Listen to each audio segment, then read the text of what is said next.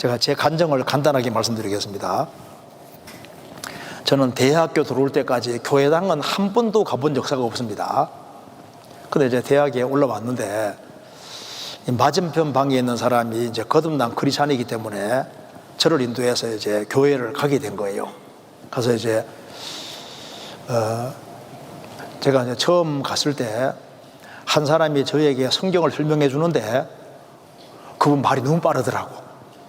말을 막 너무 빨리 하면서 막 성경에 하나님 말씀을 설명하는데 정신이 없어서 제가 1시간 정도 듣다가 벌떡 일어나서 가려고 하니까 그분이 따발송같이 빠른 말로 제 뒤통수에 대고 얘기를 하는데 어떤 동네에 복음 전하러 갔는데 그 복음을 안 받아들이면 예수님께서 밖에 나와서 발에 먼지 털어버리라, 심판날에 소돔 땅이 전부 다 견디기 쉬우리라, 그거 말을 했는데 그걸 빨리 쫙 얘기를 하는 거예요. 근데 그 말을 듣는데 소름이 쫙 끼치는 거예요. 예수님 말씀을 배쳐가면은 발에 이제 먼지 털어버리라고 되어 있는 건 너 국물도 없다 그 말하고 똑같잖아요. 너는 아주 벌 받을 것이 없다. 그게 딱 들어오니까 이제 일어섰는데 앉을 수가 없는 거예요. 앉아야 되겠는데 자존심이 있죠. 그래서 친구가 야 제발 왔으니까 끝까지 들어봐야지 하고 저를 끌어당기니까 못 이긴 척하고 앉았습니다. 그래서 나머지 이제 1시간을 들을 때는 천천히 말해줘서 그 듣는 가운데 아 하나님이 계시구나 하는 걸 알게 된 거예요. 그래서 이제 기숙사 딱 들어오면서 야 이게 하나님이 계신데 이거 죄 때문에 큰일 났네. 이제 그래서 이제 구원을 받고 싶어 하니까 이제 그 당시에는 복음을 얘기 안 해줬습니다. 자꾸 애만 먹이는 거예요. 그래서 제가 친구한테 너 답을 알지? 안 돼요. 그럼 제발 좀 알려달라 하니까 안 알려주면서 힌트 줍니다. 찬송가에 답이 있어 하는 거예요. 찬송가에. 구원을 받고 싶어서 찬송가를 뒤적뒤적 하는데 까만 것은 글자, 하얀 건 종이, 그거밖에 모르겠더라고. 그러다가 이제 어느 날 말입니다. 마태복음 1장에 답이 있어 하더라고요. 근데 구원받고 싶어서 마태복음 딱 펴서 1장 읽어보니까 아브라함과 다윗 자손 예수 그리스도의 세계라. 아브라함이 이삭을 낳고 이삭이 야곱을 낳고 예수를 낳으니라. 이름만 빡빡하게 했는데 모르겠는 거예요. 모르겠다 하니까 그 답이 있는데 하고 자꾸 양만 올립니다. 그러면서 성경 이고절 저고절 얘기하면 답이 있다고 이제 힌트는 주는데 모르겠는 거예요. 그래서 이제 제가 구원받고 싶어 하는 눈치를 보고서 목사님 댁에 한번 가보자는 거예요. 근데 저는 목사님 댁에 못 가겠더라고요. 그런데 구원은 받아야 되겠어 할 수 없이 이제 목사님 댁에 갔는데 그날따라 성도들이 많았습니다. 제가 보니까 한 10분 정도 얘기해 주는데 그리고 가라는 거예요. 저는 구원 받고 싶어 봤는데 딱 10분 얘기해 주고 가라고 하니까 물론 다른 손님들이 많아서 그랬던 것 같아요. 그래서 저는 나를 보더니만 얘는 구원받게 틀렸기 때문에 가라는 갑자기 이런 생각이 들어가니까 목사님 만나고 나니까 더 답답해진 거예요. 그래서 이제 시간이 흘러서 이제 제가 나중에는 이제 교회에 가자니까 가지도 않았습니다. 가지도 않았는데 제 친구가 말합니다. 이제 목사님하고 약속을 다 해놨으니까 오늘 가면 꼭 구원받을 거래요. 그런데 그 말을 하기 전에 친구가 답이 요한복음 1장에 있다고 얘기하더라고요. 진짜지. 그래서 제가 한번요 이제 구원받기 전에 요한복음 1장을 읽어봤습니다. 제가 이렇게 구원받았습니다. 요한복음 1장 친구가 말합니다. 1장에 답이 있다고 하니까 읽어보니까 1장이 51절까지 있어요. 너무 길어요. 그래서 친구가 말합니다. 난 모르겠다 그러니까 친구가 말합니다. 답이 옛날 새로 성경입니다. 이쪽 말고 이쪽에 있대요. 그래서 아무리 읽어도 모르겠는 거예요. 답을 말합니다. 친구, 답이 밑에 말고 위에 있대. 이까지 알려주는 거예요. 그래서 모르겠는 거예요. 그러면서 나중에 야 중간 정도에 있는데 그렇게 말해주는데 모르겠더라니까요.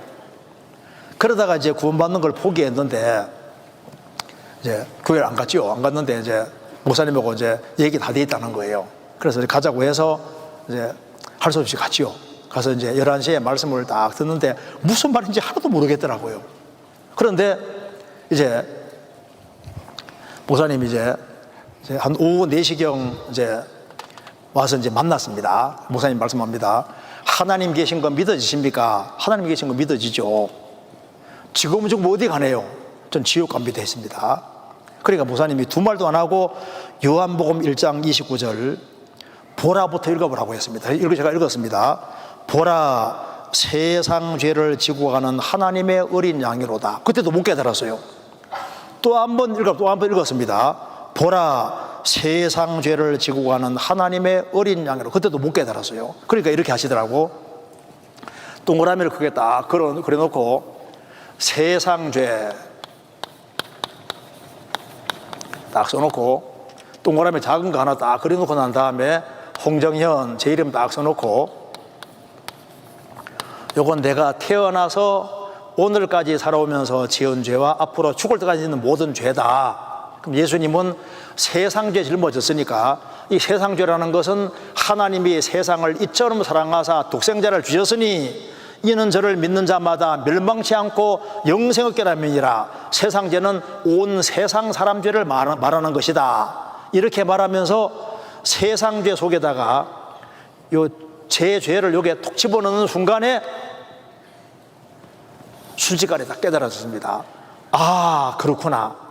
예수님이 세상죄 짊어질 때 내 모든 죄를 다 짊어졌고 그래서 예수님이 십자가 죽으시고 부활하심으로 내 죄를 다 처리하셨구나 하고 순식간에 이해가 딱 됐습니다. 근데 그때부터 목사님은 이제 2시간 정도 설명하는데 저 뒤를 들은 적 기억이 거의 없어요. 이제 됐는데 더 이상 얘기 안 하셔도 알겠는데 그런데 뭐 이제 이걸 깨우쳤습니다 하면서 그만두게 할 수는 없으니까 할 때 끝날 때까지만 기다렸습니다. 그래서 이제 딱 끝나고 나니까 나는 예수님 위해서 한 것이 아무것도 없는데 예수님이 내 모든 죄를 다 짊어졌고 피를 흘리고 죽으시고 부활하셨으니까 너무너무 감사한 거예요. 그래서 이걸 깨우치고 난 다음에 기숙사에 와서 가만히 생각해 보니까 이 세상 죄 속에 내 친구들 죄가 다 포함되고 그래 기숙사에 있는 사람 죄도 다 포함되더라고. 그러니까 야 이걸 이 기쁜 소식을 전해줘야 되겠더라고. 그래서 이제 3일인가 지나서 이제 좀 용감해졌습니다. 이제 기숙사 문 두드립니다. 성경 좀 배워봅시다. 문 열고 들어가서 설명을 하는데 제가 성경을 하나도 모르고 구원받았거든요. 딱 아는 것은 요한복음 1장 29절. 그래도 하나 확실히 하니까. 그래서 이제 설명을 하는데 질문을 하는데 알아야 답을 하죠. 그래서 좀 기다리라고 하고 그러면서 이제 가서 이제 교회 가서 이제 물어가지고 와서 답을 하고 이제 이렇게 좀 하다 보니까 얼마 좀 하니까 좀 알겠더라고요. 그러다 보니까 한 2개월 지나가니까 이제 방학이 오는 거예요. 방학이. 제가 9월 25일에 83년도 9월 25일에 구원을 받았으니까 내시경 구원을 받았으니까 2개월 지나니까 방학이 오잖아요. 방학이 오니까 야 우리 동네를 보고만 시켜야 되겠다.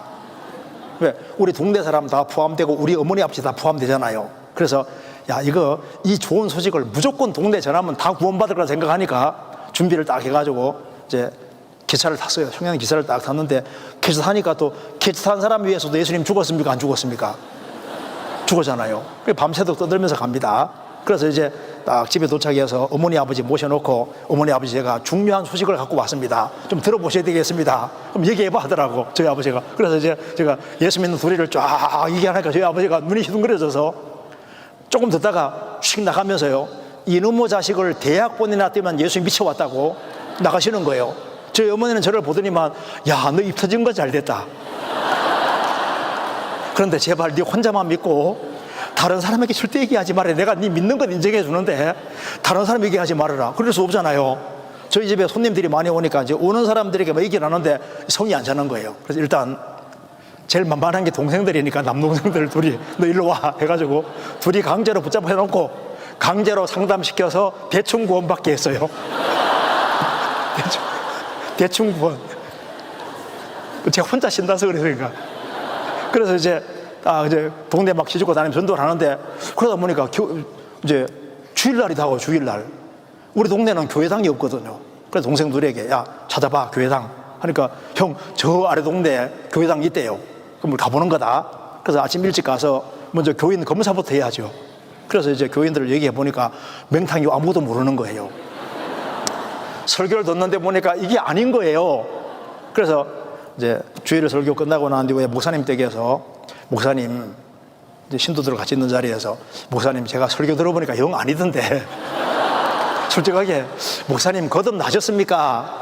구원 받았습니까? 하니까 구원 받으려고 지금 노력하고 있는 중이래요. 그게 아니라고 제가 설명하니까 목사님이 좋아해요, 안 좋아해요? 안 좋아하죠. 그러니까 목사님이 다음 주부터 나오지 마 하더라고. 쫓겨나세요. 그래서 이제 또 전도하다 보니까 또 일주일 지나니까 또 교회는 가야 되잖아요. 그래서 지금 동생이 또 찾아봐 하니까 저 위 동네 저게 산 중턱에 하나 교회 있대요. 우리 그럼 주일날 흘러 가는 거라고 이제 그날 가서 이제 그다음에 조심했죠. 가서 이제 몇 주간 이래 있으면서 보니까 여기도 아니요. 그래서 제가 전도사님에게 전도사님 이래 가지고 어떻게 사람이 구원 받겠습니까? 그러니 제가 한번 해볼 테니까 좀 3일만 시간 좀 달라고. 그러면 이제 내가 끌어모을 테니까 여기에 식구들 늘어서도 좋고 얼마나 좋겠냐고 하니까 전도사님 해보래요. 그래가지고 이제 사람들 끌어모아가지고 이제 3일 동안 집회도 했었거든요. 근데 그러면 됩니까? 안 됩니까? 안 되죠. 구원받은 지 몇 개월 됐는데 이러면 안 되죠. 그런데 마음속에 하나는 확실하게 있는 것이 야 이거 지구상에 사는 모든 사람에게 이것은 전해줘야 되겠다. 이게 있더라니까 이것이. 그래서 자꾸 전도하다 보니까 마음속에 이런 생각이 듭니다. 내가 아무래도 이 길로 들어설 것 같아지더라고. 이 길로 들어섰다니까요. 그러니까 제 인생을 바꾼 게 뭐냐면 바로 요한복음 1장 29절 보라 세상 죄를 지고 가는 하나님의 어린 양이로다. 이 구절이 제 인생 하나 바꿨습니다. 그럼 예수님이 세상 죄에 짊어졌으니까 이 세상 죄 속에 저의 죄만 포함되는 게 아니라 여기 있는 모든 분 다 포함되잖아요. 주님은 다 포함시키셨어요. 한 명도 안 빠지고 포함시키신 겁니다.